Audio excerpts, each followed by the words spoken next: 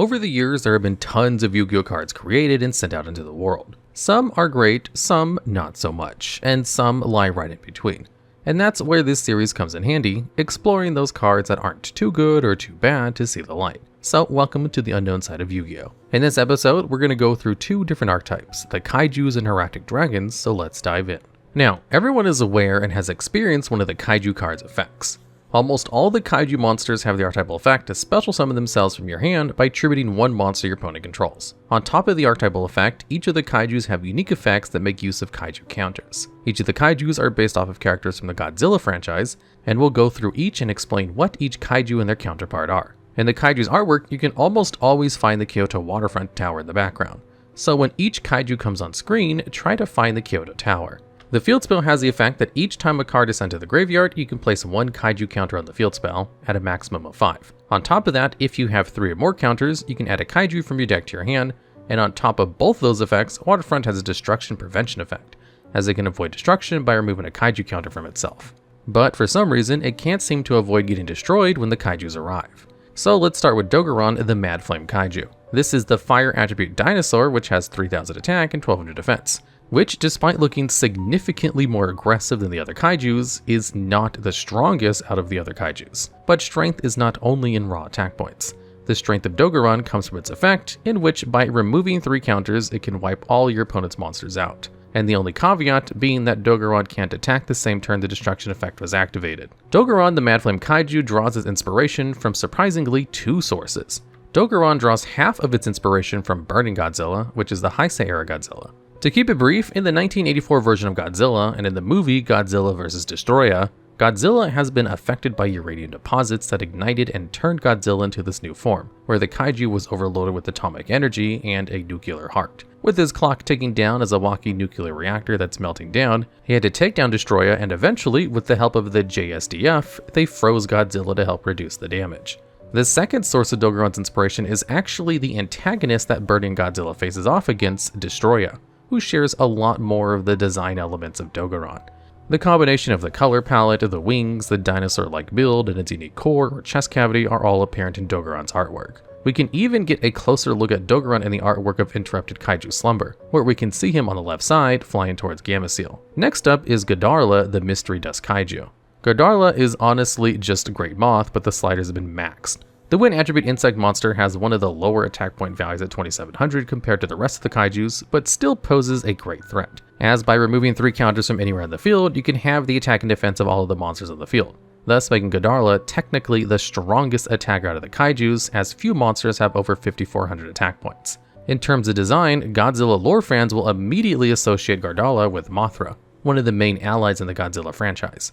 Mothra, like the name implies, is a giant moth creature, who typically, rather than aims to destroy, aims to help and protect Japan and the rest of the world from the various other Kaiju threats. Additionally, Gadara also draws some other inspiration from Mega Gurairis, who is almost a dark equivalent to Mothra, a sinister insect-like creature who tries to take down Godzilla and absorb his powers for himself. You can see the insect-like similarities in the design that draw from both sources, Mega Gyrus' limbs and various arms with Mothra's giant wings and colors. Next up is one of the more popular and most used Kaijus, Gameciel the Sea Turtle Kaiju. You can tell that Gameciel is a water and aqua type monster as the monster is emerging from the seas. Gameciel has the lowest attack points out of all of the Kaijus at 2200, but more than makes up for it with having 3000 defense points. On top of that, the low attack point value is actually really beneficial for Gameciel and why it's so popular, but we'll get to that in a second. Gameciel's effect is by removing 2 Kaiju counters in order to have an Omni Negate that doesn't destroy but banishes the card it negates, which is stronger than most Omni Negates that just destroy or flat out negate the cards. Gameciel is the most popular Kaiju, not due to the strength, but specifically its lack of strength. See, when you're special summoning a monster to your opponent's side of the field, you want to make sure that you can easily remove the monster you just gave your opponent, to not give them a free resource on the field. We've all been in situations where you use Debir the Primal Being's effect, and then are unable to destroy the token that you created, and that can turn the tide of the match. Gameciel has the lowest attack points of all the Kaijus at 2200, so it's relatively easy to run over. Just make sure you don't accidentally change Gameciel into defensive position with one of your card effects, cause that might be a bit more of a challenge to beat over. Gameciel is based off of Gamra, the Dai Kaiju. Daikaiju essentially means that the kaiju is great, or in other words, is either stronger, bigger, or has higher stats than the typical kaijus. And Gamra is definitely bigger than most. And he may not be as strong as other kaijus, he can still pack a punch. Gamra, despite being a turtle, doesn't do too many turtle-like things. He walks bipedally, meaning on both legs, has retractable limbs that he can extend to strike foes, and the true measure of how unturtle-like he is Gamra's diet. See, the prehistoric tortoise likes to snack on flames, oil, coal, high-voltage electricity, missiles, and nuclear power, but also hates vegetables, specifically carrots and onions. And after waking up from an atomic blast in the Arctic, Gamra, like anyone who's been woken up by a good nap, was pretty grumpy. So he causes a lot of issues for Godzilla and the people of Earth. However, after calming down, Gamera becomes a valuable ally of Godzilla and the human race. Following suit is Jizukiru, the star-destroying kaiju. Jizukiru is one of the stronger kaijus, starting at 3300 attack and 2600 defense, and is the only level 10 kaiju monster. On top of the archetypal effect, if an effect targets one card in the field, Jizukiru can negate and destroy at the cost of 3 kaiju counters. Jizukiru is based on the Godzilla antagonist, Legion, who is a kaiju made up of a symbiotic legion of insects called Soldier Legions. Jizukiru shares some, not many, design similarities with Legion. Mainly just the one central eye, the extraterrestrial aesthetic, and the pincers that are the main similarities. Next up is arguably the creepiest of the kaijus, Kumongous, the sticky string kaiju. Shockingly, Kumongous is an insect-type monster. I know, who would have thought, with the whole giant spider design. The level 7 monster is 2400 attack and 2500 defense, making it pretty well balanced for defense and offense. Like spiders, Kumongous likes to trap enemies in its web, and the kaiju's effect reflects this. When a monster is normal or special summoned, you can remove 2 kaiju counters, and until the end of the next turn, it can't activate effects nor attack. Kumongous is a bit quirky. Its name is a combination of the Japanese word for spider, kumo, and the word humongous, which accurately depicts the size of a kaiju. In terms of design, Kumongous has almost the same design as its Godzilla counterpart, Kumongah, who is a giant spider kaiju within the franchise that often throws tussles with Godzilla. Stepping away from the Godzilla franchise is Radian, the multi-dimensional kaiju. This dark level 7 fiend monster is 2000 attack and 2500 defense, and is another popular choice of kaiju monsters for its typing and attribute. On top of the archetypal effect, Radian can remove 2 counters to special summon a level 7 token that can't be used for synchro summons with 2000 attack and 0 defense, a la a shadow clone jutsu style. A clone that has the same offensive power but can't take a hit for the life of them. Now, I mentioned that Radian steps away from the Godzilla franchise. This is because Radian draws its inspiration from the Ultraman franchise. Radian's aesthetic comes from Ultraman Belial and Dark Lugioh's designs. Belial's eyes and claws and Lugioh's color and body shape. On top of that, Ultraman's most common antagonists, the Baltan aliens, have the same ability as Radian, the summoning of clones, which you can see in full action in the card of Kaiju Capture Mission. Last up, and certainly not least, a member we surely can't forget about is Thunder King, the Lightning Strike Kaiju.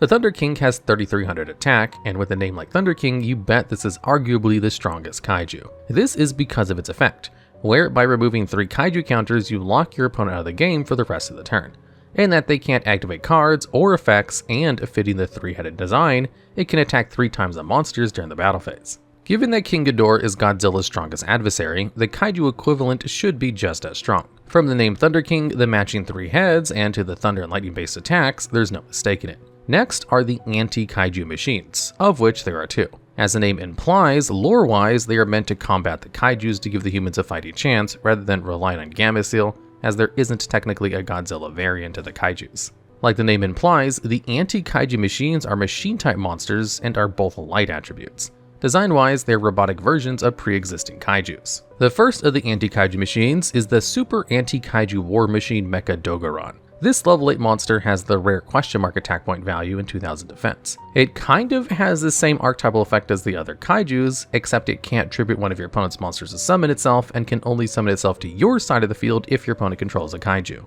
Its other effect and the question mark attack point value comes back into play, where it can equip a kaiju from the graveyard to Mecha Dogaran, and it gains the attack points of the equipped monster. If the name didn't give away, War Machine Mecha Dogaran is the robotic version of Dogaran the Mad Flame Kaiju. The Shocking robotic transformation is actually referenced on the Kaiju Files card art. The War Machine is a homage to Super Mecha Godzilla, who makes a couple of appearances throughout the Godzilla timelines. On top of that, Mecha Dogaran's effective equipment of fallen kaiju is a reference to Mecha Godzilla's origin, as it was built over the bones and remains of the original Godzilla. On the other side of the coin, there's Super Anti-Kaiju War Machine Mecha Thunder King, which was built to be the true ultimate anti-Kaiju machine, but it has surprisingly low attack points for being the Kaiju killing machine, with only 2200 attack and 2100 defense. But Mecha Thunder King's strength lies elsewhere, as it's quite different from any other Kaiju card. First, during the main phase, as a quick effect, you can discard Mecha Thunder King, banish a Kaiju monster you control but was owned by your opponent, and then special summon any monster from your graveyard. Then, Mecha Thunder King is unaffected by other Kaiju effects and can't be destroyed by battle with them. Last, during the end phase, if Mecha Thunder King was somehow sent to the graveyard, you can special summon it once more. However, that last effect is a once per duel effect. This effect is the first ever in the TCG or OCG that has an effect that depends on your opponent's ownership of a specific archetype. And of course, just like Mecha Dogoran is an ode to Mecha Godzilla, Mecha Thunder King gives the same treatment to Mecha Ghidorah. But on the topic of dragons, let's move on to another archetype that leans more towards dragons. Also on today's episode are the Hieratic Dragons. These dragons are based on Egyptian hieroglyphs and the Aeneid, which is the pantheon of Egyptian gods. Even the logo that you see throughout all the cards is based on the Eye of Horus. Hieratic gods are great at swarming the field with dragon normal monsters who can easily be linked, or for the time, use as Xyz materials. So let's start with the king of the Hieratic Dragons. We aren't going to go through each and every one, but there are a couple that are interesting as their effects or inspirations are pretty cool. First up on this list, we have Hieratic Dragon King of Aat. This rank 6 Xyz requires any 2 level 6 dragons and has 2400 attack. Despite its relatively weak stats, its effect has one of the best in the game, where it special summons from the deck. You detach material to special summon any dragon type monster from your deck, however with the caveat where its attack and defense are treated as 0. However, with an archetype all about Xyz summoning, the attack and defense of your materials don't actually matter. Additionally, Aat has a sealed form. Lore-wise, the Hieratic Dragons have sealed forms and unsealed forms.